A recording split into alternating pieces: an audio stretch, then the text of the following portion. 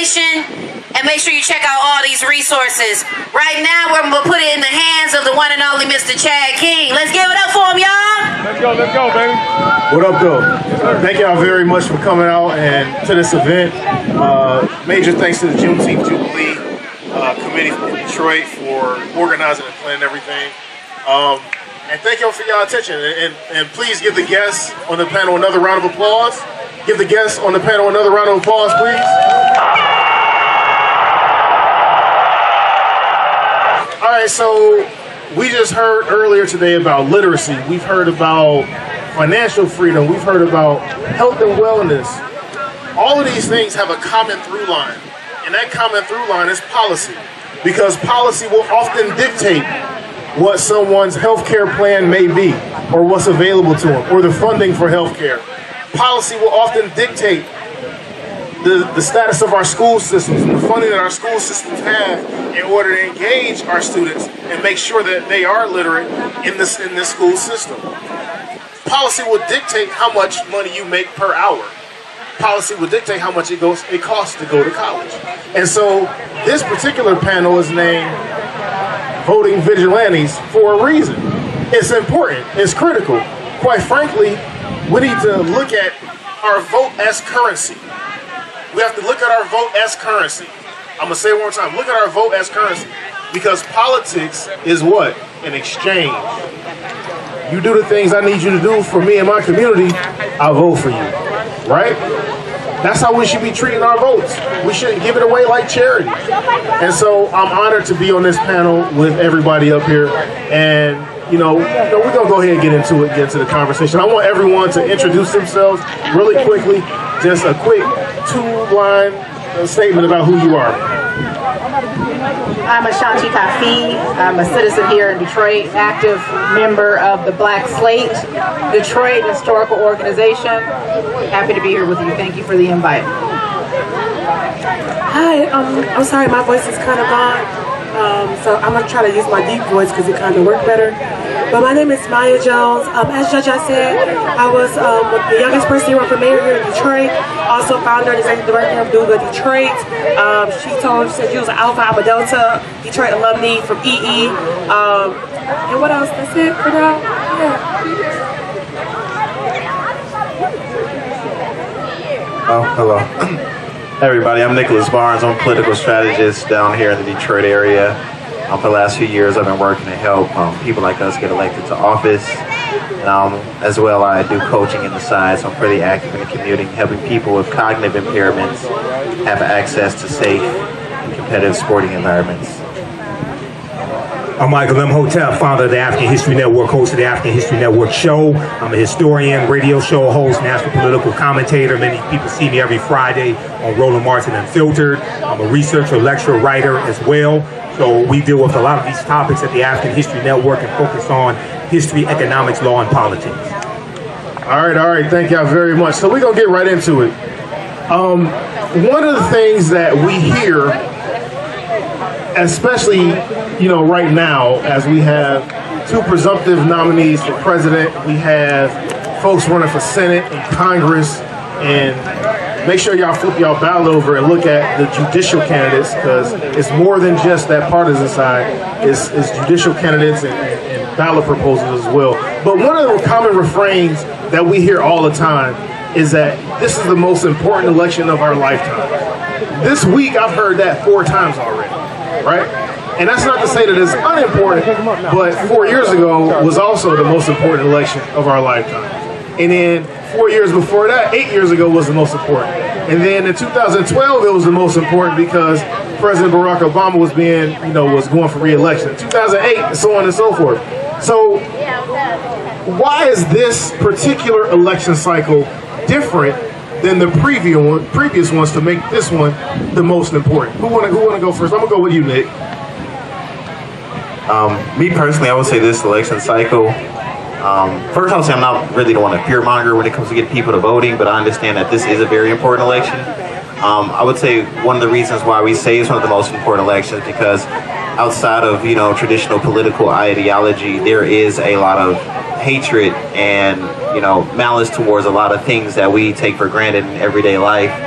that is on stake for the ballot, that we see that, you know, certain people kind of value certain things that we don't value, or take away certain rights. One of the biggest things, you know, that we have seen is, you know, getting rid of Roe v. Wade, taking away rights away from women. So I think at this point, it sucks that, you know, we have to tell people this is a very important election, but, you know, society has got to the point where human rights are on the ballot at this point, rather than political ideas. I think at this point, I think it's very important that we protect certain basic human rights that I'd like to think a lot of us believe in this upcoming election cycle. Go ahead, Mike. I'm gonna be the opposite. I don't think this election is the most important election of our lifetime. I think every election is important. Hello. And I think when we say like, oh, we hype one election up, people forget about every other election. You have local elections, you have state elections, you have federal elections. And when we hype up these presidential elections, the most important people to vote is our local officials who have direct policy implementation towards what affects us. So when people say that, it's always like just a hype game, but we have to hype up literally every single election, because we've lost so much as Detroiters when we forget about who to elect for mayor, who to elect for city council, our state representatives, that we don't really see what's happening and how money is moving out of our community and how our people are not being put in positions of power. So that's my quick answer to that. Oh, hello. Ladies and gentlemen, give it up for the Detroit City Clerk, Madam Janice Winfrey. Y'all can do better than that. Come on now.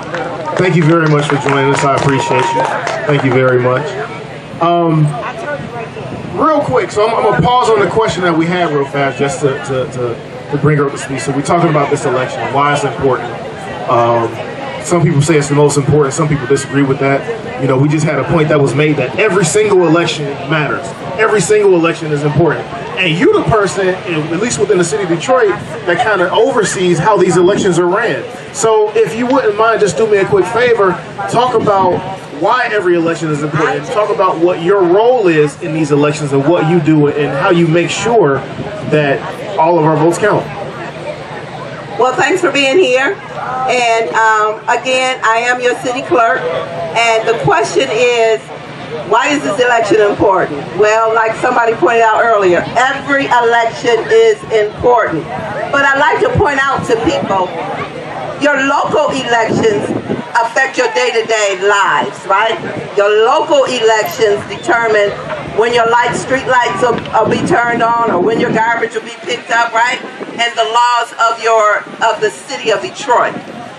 But every election allows your voice to be heard. Oftentimes people think the presidential election is the most important election because it's the president of the United States. And it is important. However, it's also our largest turnout. And that's why I think people really, really feel like that's why that's the most important election. But as a clerk, it's my job to make sure that you know when election day is, that you know when you can register, that you know what's on the ballot, that you know where you go to register, and that you know the various ways in which you can vote, absentee, early, or on election day. So my job is to ensure that you know that information as it relates to elections, and that we receive the results and count them accurately and upload them for your view. Thank you so much. Thank you so much. And I want to touch on a couple things that folks have said. We're going to get back to the question. As a matter of fact, hold on. Brother Imhotep, please. Yes. This is I'm a national political commentator. People can just Google my name and see hundreds of videos that come up about me. Yes, this is the most consequential, most important national election probably since the 1876 presidential election between Rutherford B. Hayes and Samuel J. Tilden, which brought about the end of Reconstruction, which brought in the rewriting of state constitutions, Mississippi 1890, South Carolina 1895, Louisiana 1898, Oklahoma, Georgia, things like this that solidified Jim Crow laws even before Plessy versus Ferguson 1896. Go read Project 2025 from the Heritage Foundation. They're running the same game that they ran in 1980 with a book they released called Mandate for Leadership that contained 2,000 right-wing policies they wanted the Reagan administration to adopt. Many of these policies were anti-black policies. The Reagan administration adopted 60% of these policies in Reagan's first term. The reason why they're running the game again is because it worked the first time and people haven't figured it out. So it's not just president. President is important, but president nominates Supreme Court justices. The previous president, the traitor-in-chief, got 3 Supreme Court justices. Which list?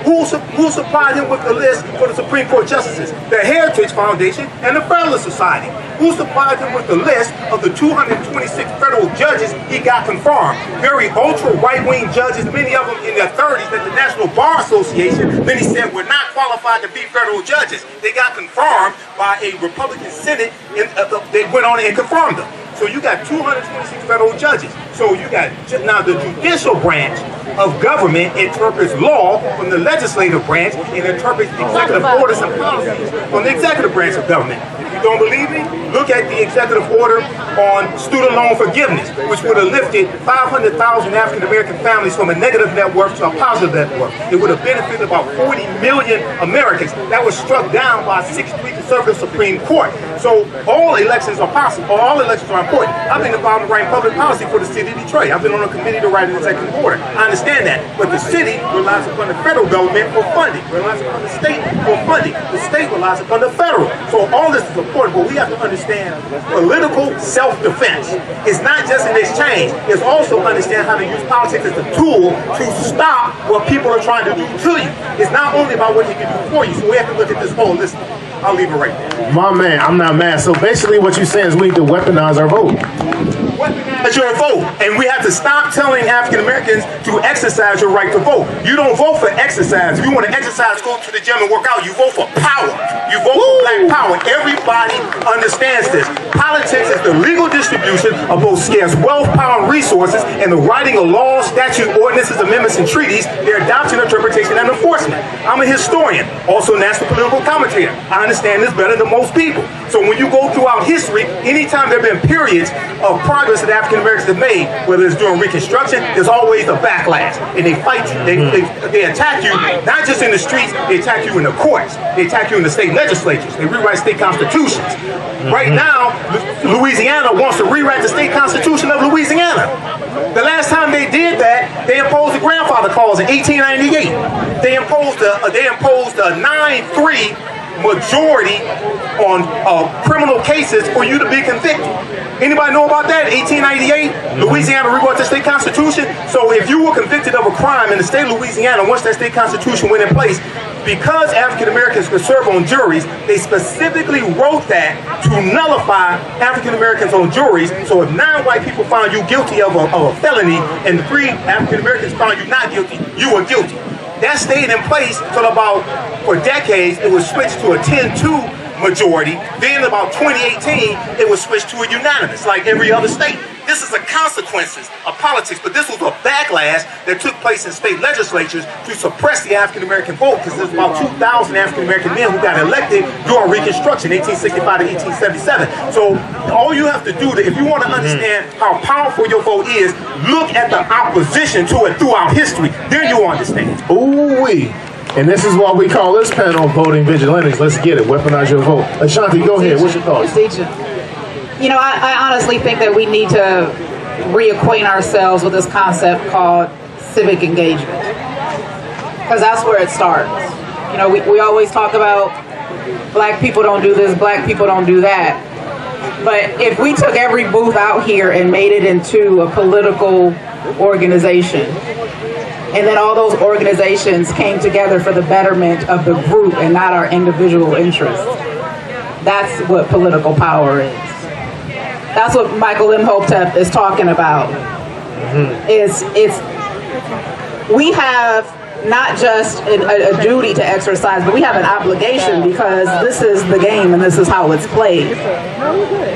So we can sit back and we can complain and we can talk about what's happening and what's not happening, or we can do what we need to do and get in the game and make shit happen. That's the bottom line.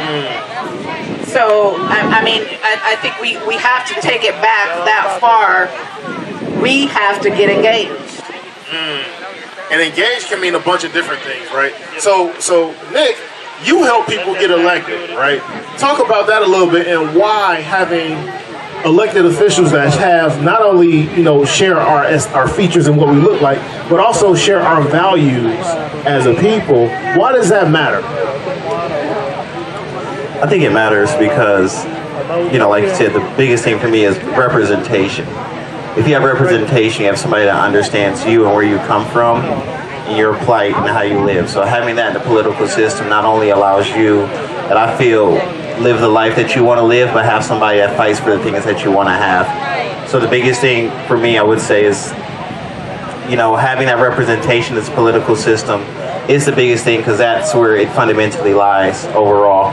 Because if you look at people that's not like us, they have a lot of representation in the political system. And people know very wide variety of different ways, different viewpoints that they all come together to share at the end of the day.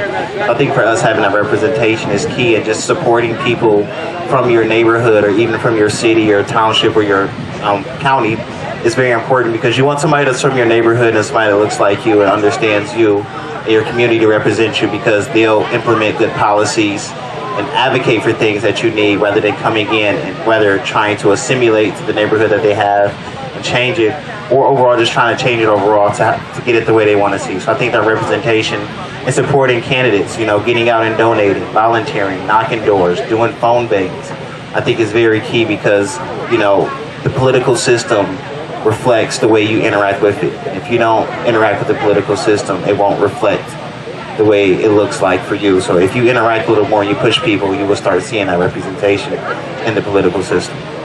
So Maya, what are your thoughts on that? Because you ran for the highest office in the city of Detroit, right? And you represent a demographic that is often underrepresented, that is often underserved, that is often not really considered politically for most of the time. What are your thoughts on making sure that the elected officials come from where we come from and have those shared experiences? I think it's important, but I also think it's important that we understand what politics is for and what elected officials are for and what they do. So just because you brought this up, the quick story of where I ran for mayor when I was still in college at Michigan State was because I was an intern with the Congressional Black Caucus Foundation. I was already really involved in student government at Michigan State. So I was president of BSA, on homecoming corps, president of MPHC, and we were able to really push policy on a student level. And I didn't really comprehend what I was doing because I was just doing it because I was just very involved in school. So one of my mentors was like, you should get intern with the CBCF because you're very good at this. And I was like, well, I'm not a politician. I don't want to do this. Like, this is not what I do. Like, politicians are liars. That's what I believe as a 18, 19-year-old. So when I ended up going to Congress and I interned with Congresswoman Brenda Lawrence, I was like, oh my God. These senators do the same thing we do in school, but on a bigger level, and they're way less effective. I was like, oh my God, we need like way more young people doing stuff because young people are actually active and we push things through. And if you look at history and everything, a lot of the movements, it was young people who are active in pushing through policies and being disruptive. And this panel is for vigilantes, right? So I did it as an act of, we need to step up and then also inspire the next generation because succession plan in our community is really poor, in my opinion. We're not training the next leaders. We're not teaching our kids how to get themselves involved in politics. We're not teaching them how policy really affects the money that comes into our pockets, our homes, all of this. So for me, it was how can I inspire and go back home to be able to push my friends and push my family members to be active and then also put our issues on the table. Y'all know me, I had a big mouth when I was young. Miss Janice know, I was in her office all the time, like just running my mouth about how we need things and how we need to push things. And guess what? When I was talking about my issues, other candidates started talking about my issues too. That was my whole goal, is how can we talk about house gentrification? How can we talk about how our kids or our families can afford to buy homes and stay in our homes, right? So how do we push these issues to the front of the table? And that's what it was all about in the beginning. Now it's about, okay, how do we really push it? Because I've been working at Google for 6 years and I still see how we're struggling. So we see all this stuff happening in the city, but we can't even afford to buy the homes that are being renovated. We can't even afford to go to the hotels that's being built. So is it really for us? Are we really pushing our people forward to be able to afford this stuff or not? And I'm blessed to, again, work at Google and not have no kids, and I can do so. And even me buying my house, And I'm gonna tell you, it was $250,000. They're like, who is this 28-year-old girl? Meech, this is my realtor, Meech. He was my mentor at Michigan State. Like, we went through so much buying my house because of my act of resistance in purchasing in my neighborhood with that power. So we need to just ensure that, again, just going back to it, that we teach our kids how even trying to buy a house in our city is policy. So that's what this whole thing has been about, just a consistent act of rebellion against the system, against black people. Ooh-wee. Again, I'm with it. This is what we talk about, weaponizing our vote. Now, Ashanti, you are on the Black Slate. Now, for those that don't know, talk about what the Black Slate is, why it's important, and how it can be utilized as as leverage to further engage folks, and so that we can weaponize our vote. The Black Slate is a historical grassroots political action committee. And what we do is we attempt to endorse the best candidate for the job. And so what does that mean? So I talked about engagement earlier. And the brother over here talked about how to get active with those running for office. The bottom line is everybody's not going to do that. Everybody's not going to get out and research who the best candidate is. You're not going to look at their records to see what they've done historically.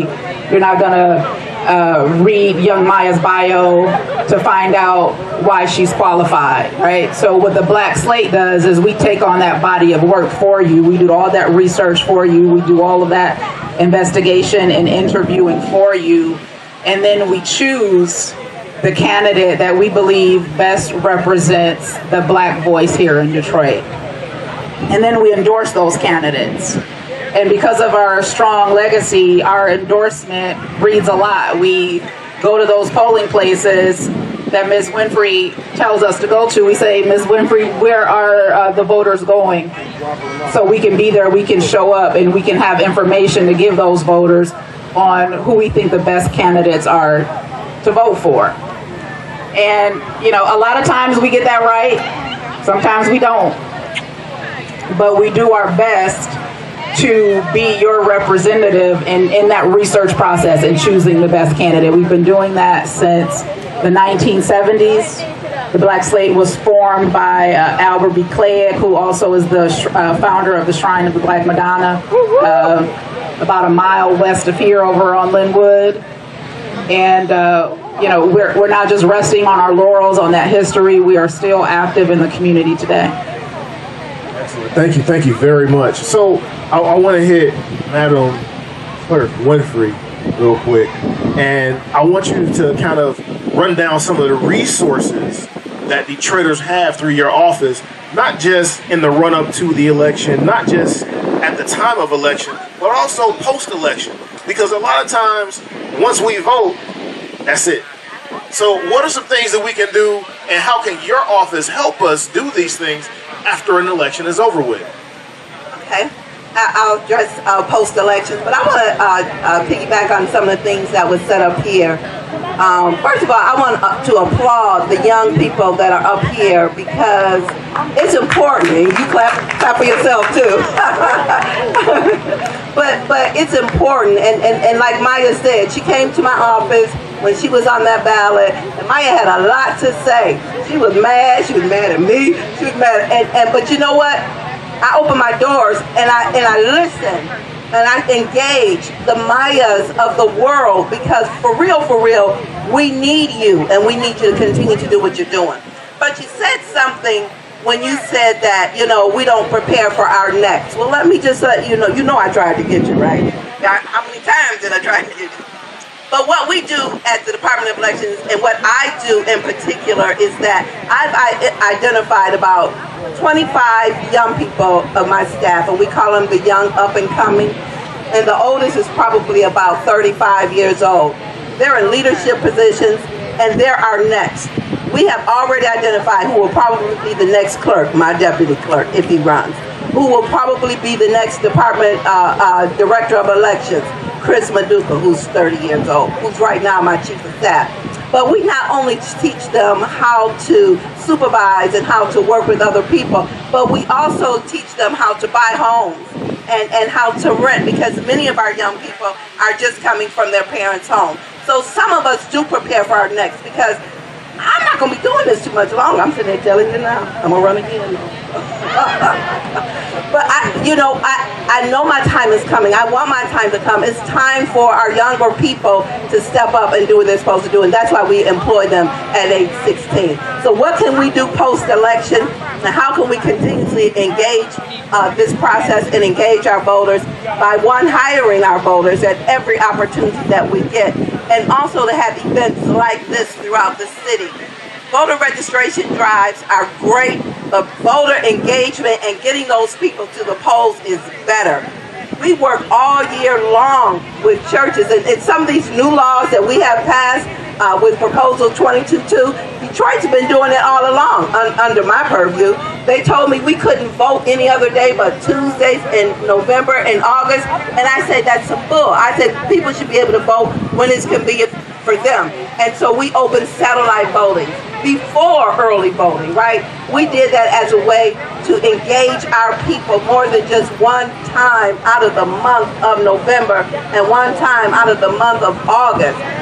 We do events like this all year long to keep people motivated, to keep them encouraged, but really it's up to you, us, those people. Like if you go to church and your church has a band, if you're in a sorority or fraternity, if they have transportation, you should be getting these people to the polls on election day. What we do throughout the year is prepare for the next election by giving events just like this. We have a big event coming up July 27th that I'll be talking about more. Yeah, that's the first day of early voting, but it's also going to be a huge event for the Department of Elections City Clerk's office. We're going to shut down West Grand Boulevard. We're going to have some local entertainment, and we're going to ensure that everybody that's in attendance, and we're expecting 1,000 plus, will be voting that same day. We also just had a state of elections a couple weeks ago that was well attended, and it was the media covered it very well, so people can know and understand what they can expect as we move closer to August and November. Excellent, thank you very much. So I was just notified that we only got a few minutes left. I want to do a couple of quick announcements, then we're going to do final remarks. Thing one, if you're not registered to vote, get registered to vote at michigan.gov/vote-with-alphas. Michigan.gov/vote-with-alphas, you can register to vote. And that's also for you young people as well. If you're 16 years old, you can pre-register to vote, meaning you can complete that form, and guess what? By the time you turn 18, you will be able to vote if it's election time. So again, Michigan.gov/vote-with-alphas. All right? Saturday. And we often complain and talk about our voices not being heard. This is an opportunity for you to hear from the candidate. So again, July 20th, Wayne County Community College, Eastern Campus, 12 noon to 5 p.m. Thank you. Appreciate you, Eric. Thank you. And as well, the Detroit Alphas always have a series called Conversations with Candidates. We've had a few of the people on this panel on that program before. So again, this is what we do every election, every vote. So we're about to wrap up because we about out of time. We've talked about how important this election is. We talked about how consequential this election is. We talked about how it's important to really weaponize our vote, and we've talked about the resources that your local official, Madam Clerk here, is able to provide for Detroit residents. Right now, I want each of the panelists to identify. So, and I want to make sure we touch on this and conceptualize the fact that it's important who we vote for, but it's more important what we vote for. It's important who we vote for, but it's more important what we vote for. And so with that being said, I want to make sure I give each of y'all time to identify 3 whats that matter in this election. Brother Imhotep. Well, number one, you're dealing with student loan forgiveness. Number 2, you're dealing with saving the democracy, because even though you have a fantastic economy, one of the fastest growing economies in the Western Hemisphere, 15 million jobs created, 2.6 million jobs went to African Americans. Stock market reached 40,000 points, Dow Jones Industrial Average for the first time in history. You lose your democracy, none of that happens. All you have to do is go study other totalitarian societies, and you see what I mean. And then Next, I would say also the attack on diversity, equity, and inclusion, because we saw the Supreme Court strike down affirmative action when it comes to college admissions because of conservative activist Ed Bloom and his lawsuit. Now Ed Bloom is going after the Fearless Fund, which you have African-American women providing small venture capitalist loans and small grants for women of color. They're going after that also. That was just blocked in a federal appeals court, okay? And those were federal judges. Two of those federal judges were appointed by the guy who incited the insurrection January 6, 2021, okay? So we have to understand how all of this is connected, and I would encourage people to go to whitehouse.gov and just search for how these policies have helped black people. Because there's a 36-page document that comes out at whitehouse.gov that shows how this administration's policies, like $16 billion for HBCUs, you look at 1 million African-American children lifted out of poverty from the $1.9 trillion American Rescue Plan that no people in the House or the Senate from the other party voted for. Also, follow me at AfricanHistoryNetwork.com. Keep it with the African History Network. Follow me on Facebook, The African History Network, 1 million followers there. YouTube, 74,000 followers, Michael Imhotep. And come visit my vendor booth. It's right down this strip with the white top and the point. I have my DVD lectures there as well. Thank you. Thank you very much. Thank you very much. We got a few more. Nick, go ahead. I would say just to keep it quick. Biggest three, first thing for me is your wealth is on the ballot. You got to supply yourself to supply your wealth. Voting is the first step in protecting your wealth. Making sure that you have good people on the ballot. It's going to have good things for you to, have business and do other things, tax breaks and all of that. So your wealth is the first thing I'm going to say. Housing, which also ties into your wealth. We want people that's going to make sure that we're going to have good housing and other things that's going to supply our wealth. So your housing, infrastructure, I'll put those all in one. We've been seeing a lot of construction around here, so that's definitely on the ballot. And the third thing, I would say, you are on the ballot. You are a vote. If you don't vote, it's like going to a restaurant, paying your bill, and walking out without your food. So I would say you're on the ballot. If you're a tax-paying citizen, you might as well get out there and vote, because at that point, you're just throwing your money away as far as I'm concerned. Thank you very much, Nick. Mike, what you got? I had to take notes on this. So I know you said like 3 things to vote for, but one thing we gonna all say is economics, period. So when it all comes down to it, it's about money a lot of the times. Money solves healthcare issues, buying homes, being able to afford things, basic needs, even beyond your basic needs. So just ensuring that we as black folks continue just to think about wealth building. Like we have to build wealth to sustain wealth in our community and in our family. I want to shift a little bit. We need to do more collectivism. You talked about it here. Like, we need to learn how to work together as a community. And that's something that we really lack a lot of the times, because if we let small issues dictate how we communicate with each other. One thing that I love to tell people is no permanent friends, no permanent enemies, only permanent interests. Ooh. We need to just really stick to our interests and our values. Because if we don't do that, we're going to just spend so much time losing time, because we just simply can't get over the fact that I don't have to like you, but we can work together. We can figure out how to press our community forward, because we're not going to like every single person we run into. Sometimes I don't like my brother, but we still have to figure out how we're going to build our family together, right? So we're all affected by it. So learn how we can work together. Then my last thing was mindset shift. Like, black folks, we need to shift our mindsets, because there are times because I'm in law school too, so I've been studying the Constitution again. I study African American studies at Michigan State. I do a lot of research and history studying too, and I just feel like sometimes we still get stuck in the slavery mindset, and some of us are not out of that mindset of we can't and we won't, because we will and we can. So when we shift that perspective of that we can and we will, I think we can start pushing for way more than what we are as a collective group. So those are my 3 things. I know it ain't issues, but it's just what I believe. We're going to invite Maya to the shrine. Let's come on to the shrine. Sister Ashanti, go ahead, you got it. What's your 3 whats that we should be paying attention to as we hit the ballot box? I think our health is on the line. I also think there's tremendous value in what Brother Imhotep said. History is on the line, and if you are paying attention to the rhetoric about what states' rights is, if you're paying attention to this agenda for political race theory, that's still an issue. These individual states are putting policies into place. And if we go back and look at history, it starts in one place and then it spreads. Right? So your interests, whether you are aware or not, are on the line. Your blackness is on the line. We have people who are running, and I know we don't think that, some of us don't think that this is the most important election of our lives, but the man with the orange hair is not a friend of black people. He is not a friend of black culture. Please don't have short-term memories and forget this is the same man who in New York put out an ad to send 5 innocent black boys to prison without equivocation. Hello, somebody. Please don't forget. Okay?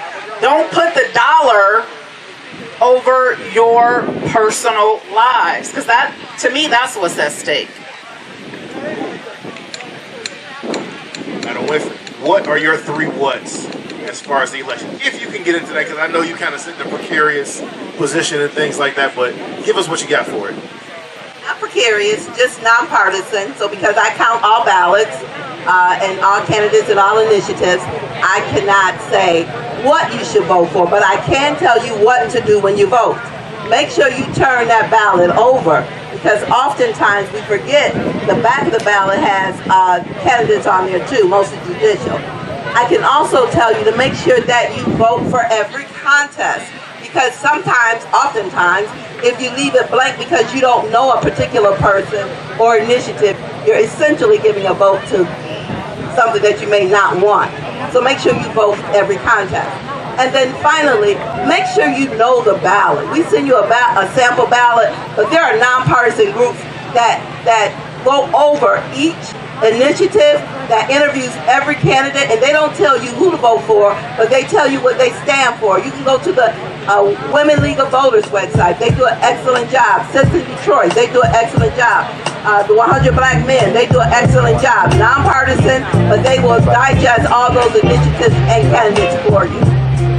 And the music is playing on us. That's our time. Thank y'all very much for coming to the Moving Vigilantes panel. If you like this type of information, visit our website, AfricanHistoryNetwork.com, AfricanHistoryNetwork.com.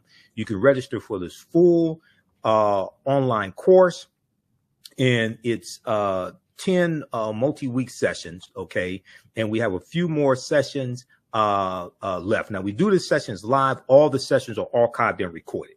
So our next sessions are today, June 1st. We're going to start up in a few minutes as soon as I finish this broadcast. So you can join us at our online school. This is taught at our online school, the African History Network online school, June 8th and June 22nd, 2024. All right. And here's the flyer as well. The classes are on sale, $60, regularly $130. We do the sessions live. All the sessions are archived and recorded. As soon as you register for this course, you can go back to class number 1. You can watch all the class sessions. They're archived. I do a PowerPoint presentation. We have book references, articles, video clips. I show you excerpts of interviews I've done with many of our scholars as well, like Professor James Small and Tony Browder and Runoko Rashidi, etc. You can look at our class lesson plan here as well. I've been teaching this class on and off since 2007. I've been studying history 34 years. I put together an extensive class lesson plan that takes you through each class session to show you an outline of the type of content that we cover. You can download the class lesson plan as well to help you in your studies, help you in your research also, okay? We have a preview of the class here as well. And then my second class that starts up. Now we got information for my my online show, my radio show, the African History Network show as well. Facebook, YouTube, download the iHeartRadio app. You can listen to podcasts also.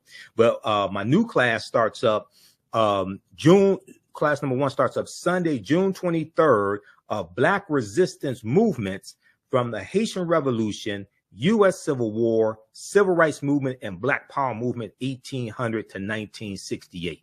Now, this is a fantastic class, and this class actually helps us to understand what is taking place right now in America with the attack on diversity, equity, and inclusion, with the attack on critical race theory, with the attack on voting rights, anti-black laws being passed, all of this.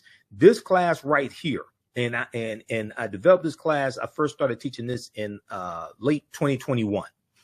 And I created this class because what I realized was the first class that I taught, I had so much information to cover.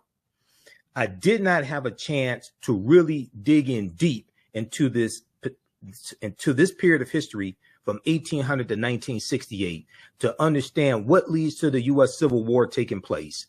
What happens during the Reconstruction era, 1865 to 1877? We look at policies like the Missouri Compromise of 1820. We look at the Haitian Revolution, okay, 1791 to 1804, and we start with the Haitian Revolution and the Louisiana Purchase of 1803 because those two events are connected. Okay, the Louisiana Purchase, the reason why, one of the reasons why it took place was because of the Haitian Revolution and Napoleon Bonaparte and the French getting their behinds kicked by the Haitians. Okay, so we take you through our history and look at this history chronologically. All right, so we look at the Missouri Compromise. We go look at the Mexican-American War, 1846, 1848. Treaty of Guadalupe Hidalgo of 1848, which is how the U.S. gets California, Arizona, New Mexico, Colorado, Utah, and Nevada. Okay, this is how they get all of this territory. And we see what leads to the U.S. Civil War taking place. South Carolina is the first state to secede from the Union, December 20th, 1860, 6 weeks after Abraham Lincoln becomes president-elect. And you have them, the South thinking that Lincoln is going to free the slaves. So we look at the U.S. Civil War. We look at the Reconstruction era, 1865, 1877. And African Americans get voting rights. You have the 13th Amendment, 14th Amendment, 15th Amendment to the U.S. Constitutions. And then we see with the Compromise of 1877, we're going to see a lot of those rights reversed. And we see an attack on voting rights today, continuing the attack on voting rights and rights that African Americans were given that took place during the Reconstruction era. We see that we can draw a straight line from the January 6, 2021 insurrection that took place, not just because of the election of Biden and Harris and the big lie being pushed. That's part of it, but also January 5th, 2020, January 5th, 2021, the day before the January 6th election, you had the special Senate election in Georgia, a former Confederate state, where Senator Raphael Warnock, the African-American man, won his reelection to the U.S. Senate. And you had Senator John Ossoff, who's a Jewish man. He won, and a Democrat, he won his senatorial election. And this gave Democrats control of the Senate, a slim majority in the Senate, with Vice President Kamala Harris being a tie-breaking vote. All right. So you had Donald Trump, who was saying that African Americans, he was saying that people were cheating in Detroit, Philadelphia, Milwaukee, and Atlanta, Georgia. And these are cities that have high African American populations. I live 4 minutes away from what was known as the TCF Center, which is where they were doing the vote count in downtown Detroit. Okay, I saw what was I saw the protests going on outside and how you had these Trump supporters out there. Okay, you can draw a direct line from the collapse of Reconstruction and the political violence that helped bring an end to Reconstruction and what's taking place right now. Okay, so we deal with this in these two classes. Visit our website, AfricanHistoryNetwork.com, AfricanHistoryNetwork.com. You can register for these classes right now. You can join us in class today because we have a few class sessions left of my main class that I teach called Ancient Kemet, one of the original names for Egypt, the Moors, and the Ma'afa, Understanding the Transatlantic Slave Trade, what they didn't teach you in school. Okay, so it's on sale $60, regularly $130. Like I said, we do the click right here to register here. We do the sessions live. All the sessions are archived and recorded. You can go back and watch it anytime. The content is PG-13, so you can